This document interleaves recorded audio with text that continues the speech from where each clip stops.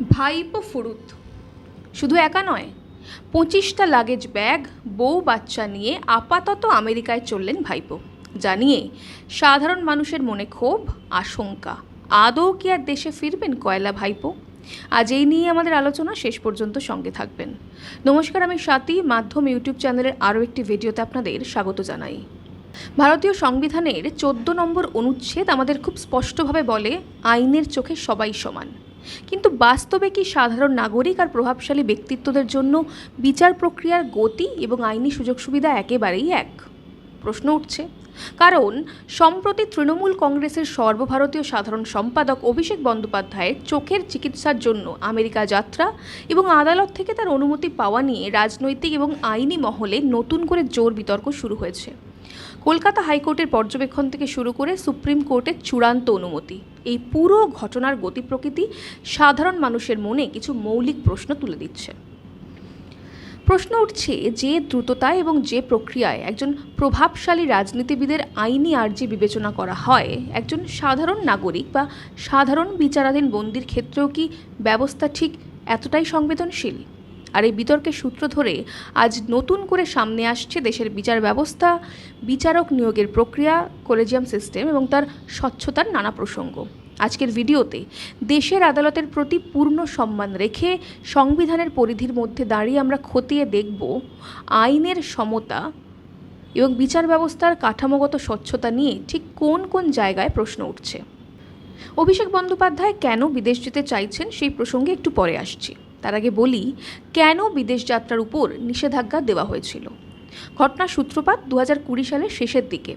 CBI Paschimbanga এবং ঝাড়খণ্ডের সীমান্ত সংলগ্ন অঞ্চলগুলোয় ইস্টার্ন কোলফিল্ড লিমিটেড বা ইসিএলের খনি থেকে কোটি কোটি টাকার অবৈধ কয়লা পাচারের অভিযোগে একটি এফআইআর দায়ের করে। অভিযোগ ছিল, ইসিএলের খনি এলাকা থেকে বেআইনিভাবে কয়লা উত্তোলন করে রেলে এবং ট্রাকে করে বিভিন্ন জায়গায় পাচার করা হতো, যার নেপথ্যে ছিল একটা বিশাল আন্তঃরাজ্য চক্র। এই তদন্তে সিবিআই এবং ইডির হাতে মূল অভিযুক্ত হিসেবে অনুপ মাঝি ওরফে লালা এবং তার ঘনিষ্ঠ সহযোগীদের নাম উঠে আসে। তদন্তের পর্যায় বাড়ার সাথে সাথে ইডি মূলতই বেআইনি কয়লা কারবারের মানি ট্রেল বা আর্থিক লেনদেনের উৎস খুঁজে বের করার কাজ শুরু করে। ইডির দাবি ছিল, অবৈধ কয়লা ব্যবসার কোটি কোটি টাকা হাওলার মাধ্যমে ও বিভিন্ন বেনামি সংস্থায় পাঠানো হয়েছে এবং এই বিশাল আর্থিক লেনদেনের সুবিধাভোগীদের মধ্যে বহু প্রভাবশালী ব্যক্তিবর্গ রয়েছেন। পরবর্তীতে তদন্তকারী সংস্থা অনুপ মাঝি এবং তার সহযোগীদের সঙ্গে সম্পর্কিত বিনয় মিশ্র এবং তার ভাই বিকাশ মিশ্রের নাম সামনে আসে। ইডির অভিযোগ ছিল, এই বিনয় মিশ্র রাজনৈতিক স্তরে লিয়াজো বা যোগাযোগ রক্ষাকারী হিসেবে কাজ করতেন এবং এই বিশাল ব্যবস্থার মাধ্যমেই একটি রাজনৈতিক প্রভাব তৈরি করা হয়েছিল। তদন্তকারী সংস্থাগুলির দাবি অনুযায়ী এই আর্থিক লেনদেন এবং বিনয় মিশ্রের সঙ্গে যোগাযোগের সূত্র ধরেই অভিষেক বন্দ্যোপাধ্যায় এবং তাঁর স্ত্রী রুজিরা বন্দ্যোপাধ্যায়ের নাম তদন্তের আওতায় আসে। ইডি তাদের দুজনকে দিল্লিতে একাধিকবার জিজ্ঞাসাবাদের জন্য তলব করে এবং তাদের ব্যাংক অ্যাকাউন্ট এবং আর্থিক লেনদেন সংক্রান্ত নথি চেয়ে পাঠায়। অভিষেক বন্দ্যোপাধ্যায় অবশ্য শুরু থেকে এই সমস্ত অভিযোগ অস্বীকার করে এসেছেন এবং দাবি করেছেন যে এটি বিরোধী রাজনৈতিক প্রতিপক্ষকে হেয় করার উদ্দেশ্যে পরিচালিত একটি রাজনৈতিক চক্রান্ত। কিন্তু এই আইনি প্রক্রিয়ার মধ্যে দিয়েই তার বিদেশ যাত্রার ওপর নানা আইনি কড়াকড়ি তৈরি হয়, যার ফলশ্রুতিতে চিকিৎসা সংক্রান্ত সাম্প্রতিক এই আইনি লড়াই। অভিষেক বন্দ্যোপাধ্যায়ের চোখের চিকিৎসার জন্য বিদেশে যাওয়া নিয়ে বিতর্ক কিন্তু নতুন নয়। কয়লা পাচার মামলায় ইডির তদন্তের মুখোমুখি পড়ার পর থেকেই তার বিদেশ যাত্রার বিষয়টি বারবার আইনি টানাপোড়েনের মধ্যে পড়েছে। অবশেষে যা ঘটল, অভিষেক বন্দ্যোপাধ্যায় তার চিকিৎসার জন্য বিদেশে যাওয়ার আবেদন নিয়ে আদালতের দ্বারস্থ হন। এর আগে এই বিষয়টি কলকাতা হাইকোর্টে ওঠে। তখন কেন্দ্রীয় তদন্তকারী সংস্থার ইডির তরফ থেকে সওয়াল করা হয়েছিল যে ভারতের আমাদের পশ্চিমবঙ্গের মধ্যেই এসএসকেএম হাসপাতালেই রয়েছে প্রয়োজনীয় চিকিৎসার সুবিধে, মানে ভাইপোর চোখে যে রোগ হয়েছে সেই চোখের চিকিৎসা কিন্তু এসএসকেএম হাসপাতালেই ট্রিটমেন্ট করা যায়। হাইকোর্টের পর্যবেক্ষণেও চিকিৎসাজনিত সুবিধা অসুবিধার কথা উঠে আসে, কিন্তু এরপরেই মামলা পৌঁছয় দেশের সর্বোচ্চ আদালত অর্থাৎ সুপ্রিম কোর্টে। শীর্ষ আদালতে অভিষেক বন্দ্যোপাধ্যায়ের আইনজীবী তার চিকিৎসার জরুরি প্রয়োজনীয়তা এবং শারীরিক অবস্থার নথি পেশ করেন। সমস্ত যুক্তি এবং নথি পর্যালোচনা করার পর সুপ্রিম কোর্ট তাকে বিদেশ, বিশেষ করে আমেরিকায় গিয়ে চিকিৎসা করানোর শর্ত সাপেক্ষে কিছু অনুমতি দেয়। সুপ্রিম কোর্টের এই নির্দেশের পরই দেখা যায় প্রাইভেট জেটে 25টা লাগেজ ব্যাগ নিয়ে দিল্লি রওনা হন অভিষেক বন্দ্যোপাধ্যায়, সঙ্গে তার বাচ্চা কাচ্চা পরিবার। দিল্লি থেকে দুবাই এবং সেখান থেকে আমেরিকার উদ্দেশ্যে রওনা হন অভিষেক বন্দ্যোপাধ্যায়। আর ঠিক এখান থেকেই জনমনে এবং রাজনৈতিক মহলে কিছু বড় প্রশ্ন তৈরি হতে শুরু করেছে। আসুন সেই প্রশ্নগুলো একে একে খতিয়ে দেখা যায়। ভারতের আদালতগুলোতে বর্তমানে কোটি কোটি মামলা বছরের পর বছর ধরে ঝুলে রয়েছে। শত শত সাধারণ বিচারাধীন বন্দী গুরুতর অসুস্থতা সত্ত্বেও ন্যূনতম চিকিৎসার সুযোগ বা জামিন পেতে মাসের পর মাস আইনি লড়াই চালিয়ে যাচ্ছেন। সেখানে দাঁড়িয়ে একজন প্রভাবশালী নেতার আর্জি যেভাবে দ্রুততার সঙ্গে শীর্ষ আদালতে শুনানির জন্য ওঠে এবং সিদ্ধান্ত হয়, তা দেখে সাধারণ মানুষের মনে প্রশ্ন জাগা স্বাভাবিক। আইনের চোখে সবাই সমান, মানে আর্টিকেল 14, তাহলে এই আর্টিকেল 14-এর মূল নীতি কি বাস্তবে প্রয়োগের ক্ষেত্রে পার্থক্য দেখা যাচ্ছে? ইডি জানিয়েছিল ভারতের শীর্ষস্থানীয় সরকারি এবং বেসরকারি প্রায় সব হাসপাতালগুলোতে এই চোখের চিকিৎসার সমস্ত পরিকাঠামো রয়েছে। তাহলে কোন বিশেষ যুক্তিতে আদালত বিদেশে যাওয়ার প্রয়োজনীয়তা মেনে নিল? ভারতের চিকিৎসা ব্যবস্থার ওপর যদি প্রশাসনিক বা আইনি আস্থা না থাকে, তবে সেই ব্যবস্থা সাধারণ মানুষের ক্ষেত্রে কতটা পর্যাপ্ত, সেই প্রশ্নও কিন্তু উঠে গেছে অভিষেক বন্দ্যোপাধ্যায়ের এই সিদ্ধান্তের ক্ষেত্রে। হাইকোর্ট যখন বিষয়টির ওপর পর্যবেক্ষণ দিয়ে নির্দিষ্ট সীমার কথা বলেছিল, তখন সুপ্রিম কোর্টে গিয়ে সেই অবস্থান সম্পূর্ণ বদলে যাওয়ার নেপথ্যে আইনি যুক্তিটি ঠিক কী ছিল? তদন্ত চলাকালীন একজন উচ্চ পর্যায়ের অভিযুক্ত বা প্রভাবশালী ব্যক্তি বিদেশে গেলে তদন্ত প্রক্রিয়া বিঘ্নিত হতে পারে কিনা, এই যে আশঙ্কা সিবিআই বা ইডি বারবার প্রকাশ করেছে, আদালতের বিচারে সেই আশঙ্কাকে কতখানি গুরুত্ব দেওয়া হলো? কেন হাইকোর্টের রায় বদলে গেল সুপ্রিম কোর্টে? এই সমস্ত প্রশ্ন উঠে আসছে। আইনের মূল ভিত্তি শুধু ন্যায় বিচার দেওয়া নয়, ন্যায় বিচার সঠিকভাবে করা হচ্ছে কিনা সেটা সাধারণ মানুষকে বিশ্বাস করানোও বটে। যখন একই আইনের অধীনে সাধারণ নাগরিক এবং প্রভাবশালী ব্যক্তিবর্গের সুবিধে পাওয়ার ক্ষেত্রে সময় এবং প্রক্রিয়ায় বিশাল ফারাক হয়ে যায়, তখন সাধারণ মানুষের মনে আইনি কাঠামোর স্বচ্ছতা নিয়ে এক ধরনের সংশয় এবং অনাস্থা তৈরি হয়। ভারতীয় গণতন্ত্রের সুপ্রিম কোর্ট আমাদের সংবিধান এবং মৌলিক অধিকারের চরম রক্ষাকর্তা। গণতন্ত্রের মন্দির হিসেবে বিচার বিভাগের মর্যাদা এবং প্রয়োজনীয়তা নিয়ে দ্বিতীয় কোনো মত হতে পারে না। কিন্তু প্রশ্ন হলো, সুপ্রিম কোর্ট কি যে কোনো ধরনের সমালোচনার ঊর্ধ্বে? তাকে কি প্রশ্ন করা যায় না?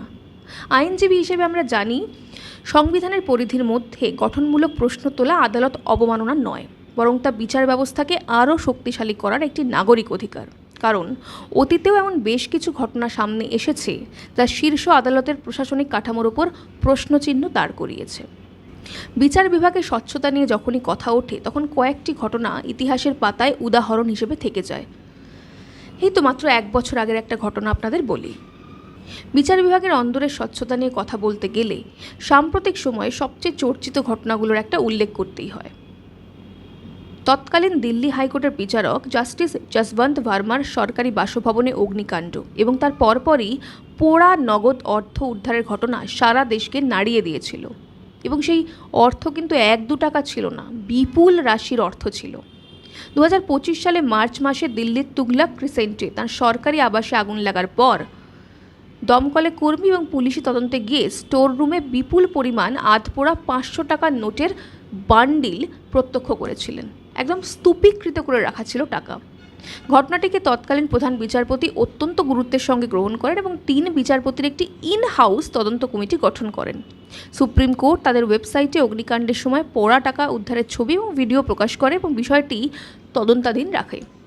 জাস্টিস ভার্মা অবশ্য শুরু থেকেই দাবি করেছিলেন যে ওই আউট হাউসে উদ্ধার হওয়া অর্থ তাঁর বা তার পরিবারের নয় এবং এর পিছনে ষড়যন্ত্র থাকতে পারে।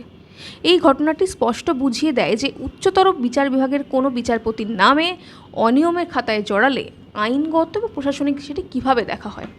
ঠিক এই জায়গায় সাধারণ মানুষ এবং আইনজ্ঞদের মধ্যে বড় প্রশ্ন ওঠে। কী প্রশ্ন বলুন তো? ধরুন কোনো প্রশাসনিক আধিকারিক, রাজনীতিবিদ, সাধারণ মানুষের বিরুদ্ধে কোনো অভিযোগ উঠলে সিবিআই, ইডি বা পুলিশ এবং আদালতে তার বিচার হয়, সরাসরি এফআইআর দায়ের করা হয় এবং এফআইআর দায়ের করার পর তার বিরুদ্ধে যা যা প্রয়োজনীয় পদক্ষেপ নেওয়া যায় তা নিতে পারে। কিন্তু বিচার বিভাগের ক্ষেত্রে কি সেই একই সুযোগ থাকে, নাকি আভ্যন্তরীণ কমিটির তদন্ত প্রক্রিয়ার আড়ালেই অনেক কিছু থেকে যায়? এই প্রসঙ্গে আমার আরও মনে পড়ছে, বহু বছর আগে দিল্লি হাইকোর্টের তৎকালীন বিচারপতি ভি রামাস্বামীর বিরুদ্ধে ওঠা অনিয়মের অভিযোগের পর থেকে শুরু করে পাঞ্জাব বা হরিয়ানা হাইকোর্টের বিচারপতি নির্মল যাদবের নাম জড়িয়ে যাওয়া ক্যাশ ফর জাজ বিতর্কে এই ঘটনাগুলো বিচার বিভাগের অন্দরে স্বচ্ছতা নিয়ে বড়সড় প্রশ্ন তুলেছিল। বারবার এই প্রশ্নগুলো সামনে এসেছিল। বিশেষ করে 2008 সালের সেই বহুল আলোচিত ঘটনা, যেখানে এক বিচারপতির বাসভবনে ভুলবশত 15 লক্ষ টাকার নগদ পৌঁছানোর অভিযোগ উঠেছিল এবং সিবিআই তদন্তের মুখোমুখি হতে হয়েছিল। এই ধরনের অনিয়মের অভিযোগ সামনে আসার পর সাধারণ মানুষ প্রশ্ন তুলেছেন, অন্যান্য প্রশাসনিক স্তরে দুর্নীতির ক্ষেত্রে তদন্তকারী সংস্থাগুলি যেভাবে স্বাধীনভাবে কাজ করতে পারে, বিচার বিভাগের ওপর ওঠা অভিযোগের ক্ষেত্রে তদন্তের প্রক্রিয়া কি ততটাই উন্মুক্ত এবং কঠোর? কেন সাধারণ মানুষের কাছে এই তথ্যগুলো সহজে পৌঁছয় না? কেন সাধারণ মানুষ কোনো বিচারপতি দাগী হলে তাকে দাগী বলতে পারেন না বা তার বিচার প্রক্রিয়া নর্মালি হয় না? এছাড়াও বিচার বিভাগের এই কাঠামোগত দুর্বলতার কথা বলতে গেলে আরও একটা বড় প্রশ্ন আছে, সেটা হচ্ছে বিচারপতি নিয়োগের কলেজিয়াম সিস্টেম নিয়ে। বিশ্বের কোনো উন্নত গণতান্ত্রিক দেশে এমন ব্যবস্থা নেই যেখানে বিচারকরাই নিজেদের সহকর্মীদের নিয়োগ করেন। বিভিন্ন নিরপেক্ষ সংবাদ মাধ্যম এবং আইনি গবেষণায় তথ্য প্রকাশ করেছে যে ভারতের সুপ্রিম কোর্ট এবং উচ্চতর বিচার বিভাগে পারিবারিক সূত্রের প্রভাব অত্যন্ত গভীর। কি বলছে পরিসংখ্যান? বিচার বিভাগে কিভাবে নেপোটিজম হয় তার একটা ছোট্ট উদাহরণ পরিসংখ্যান সহ তুলে ধরি। বিভিন্ন সমীক্ষার তথ্য অনুযায়ী সুপ্রিম কোর্টে আসীন বিচারকদের প্রায় 30% পরিবারে কোনো না কোনো প্রাক্তন বিচারপতির উপস্থিত রয়েছে। এছাড়াও আরও প্রায় 30% বিচারপতি এমন পরিবার থেকে উঠে এসছেন যাদের বাবা ঠাকুরদা আইনি পেশার সঙ্গে যুক্ত বা পরিবারের কেউ না কেউ বিচারক বা নামকরা আইনজীবী ছিলেন। অর্থাৎ উচ্চতর বিচার বিভাগের একটি উল্লেখযোগ্য অংশের পেছনে পারিবারিক আইনি পটভূমি কাজ করছে, বা গোদা ভাষায় বলতে গেলে নেপোটিজম কাজ করছে।